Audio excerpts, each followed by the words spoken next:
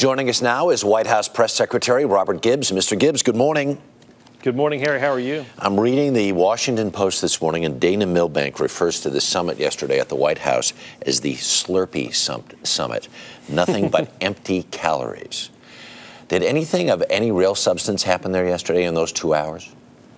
Well, Harry, the meeting I was in, I think we had some agreement on a pathway forward to get things done for the American people and find common ground, which incidentally is exactly what they want.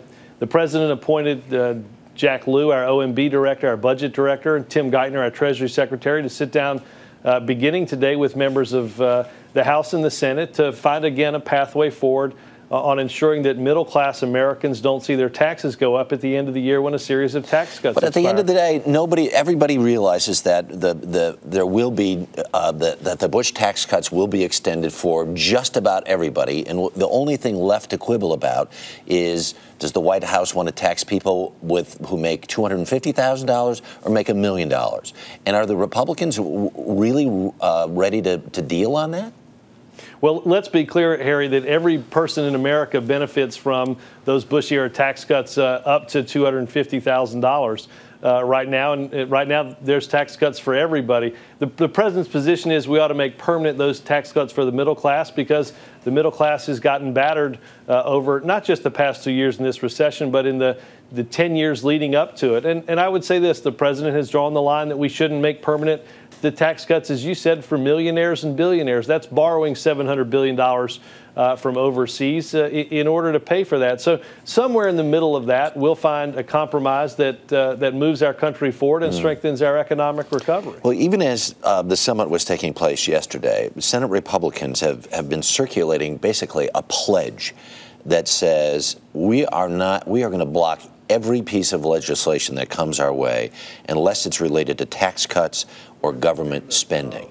So yesterday we started to hear a little bit of progress in terms of a START treaty. But do you think the START treaty could get done, especially in light of this pledge that all the Republican senators are signing? Can a START treaty get done by Christmas?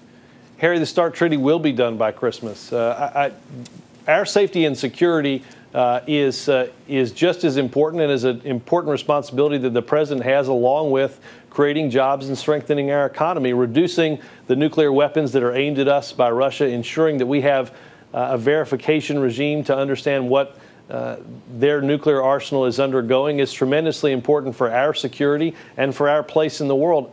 You've seen, as you said yesterday, increasing willingness by Republicans in the Senate to support the president's idea of getting that treaty done this year, and I think it's going to happen. All right, very quickly, unemployment benefits due to expire for millions of Americans. Any chance they're going to get extended?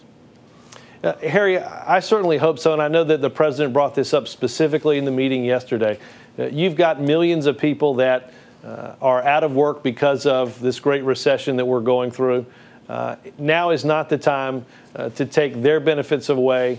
That's money that they use to pay the rent, to feed their children, to drive around looking for a job, and that's money that goes back in the economy. We shouldn't penalize those that have fallen on hard times because, like millions of Americans, they've lost their job. Robert Gibbs, thanks so much for your time this morning. Do appreciate it, sir. Harry, thanks for doing it. All right.